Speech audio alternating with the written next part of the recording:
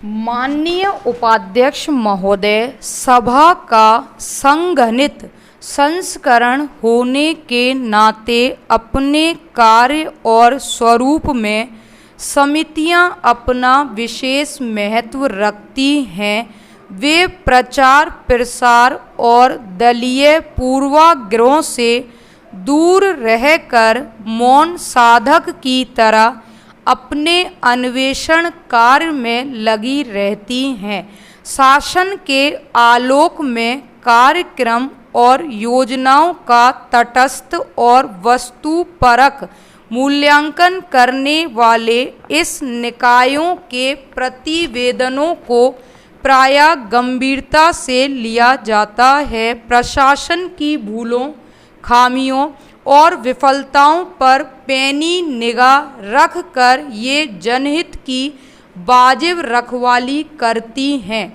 संसदीय लोकतंत्र में उनके लिए जो भूमिका और दायित्व निर्धारित किए गए हैं, वे इतने गंभीर और संवेदनशील होते हैं कि इनके कार्यकरण में व्यवधान अथवा विकार भयंकर दूरगामी प्रभाव डाल सकता है। इसलिए उनकी सिफारिशों को पर्याप्त गंभीरता से लिया जाना चाहिए। इस उद्देश्य से मैंने पिछले 1 वर्ष में अपने कई प्रयास किए हैं।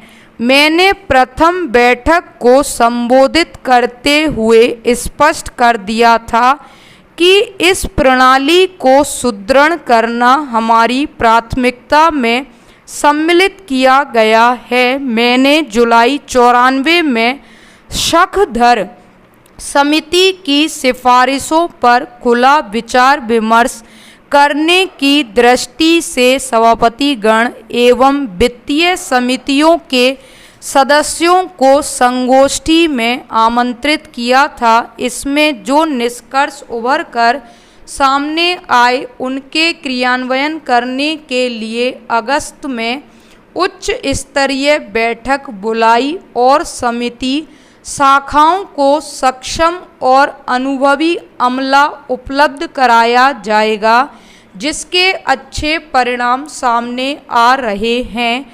अनेक वर्षों से लंबित कार्य को पूरा करने में उन्हें जहां सफलता मिली, वहीं परीक्षण से संबंधित जटिल मुद्दे हाथ में लिए जा रहे हैं।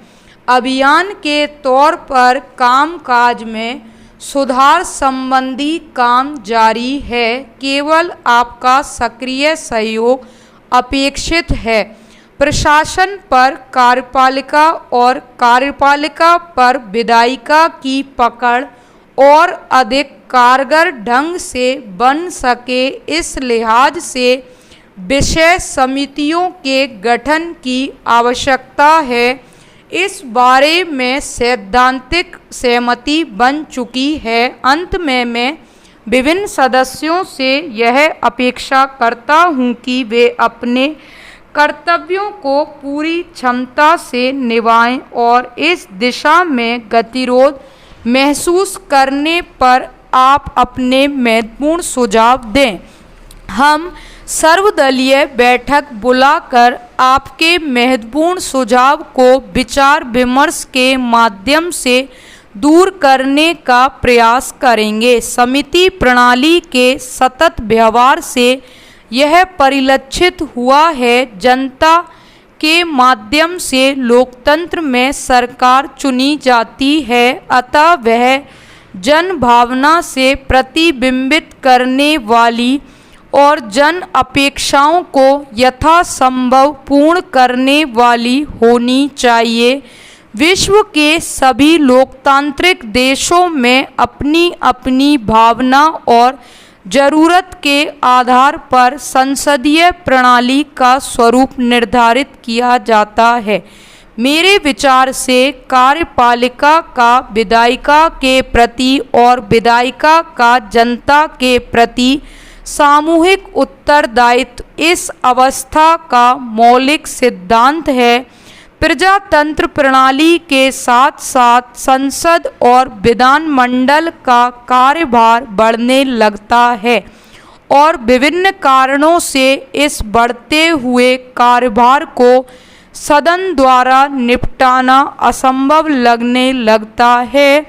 जब सदन द्वारा यह विचार किया गया कि ऐसा इस संबंध में क्यों हो रहा है और क्यों कार्य को निपटाना असंभव लग रहा है, तभी यह विचार किया गया कि क्यों ना सदन अपने सदस्यों में से कुछ सदस्य को प्रतिनिधि बनाकर ऐसी समिति का गठन करे जो संबंधित विषय पर विस्तृत विचार करके उसके निष्कर्षों से सदन को अवगत कराती रहे।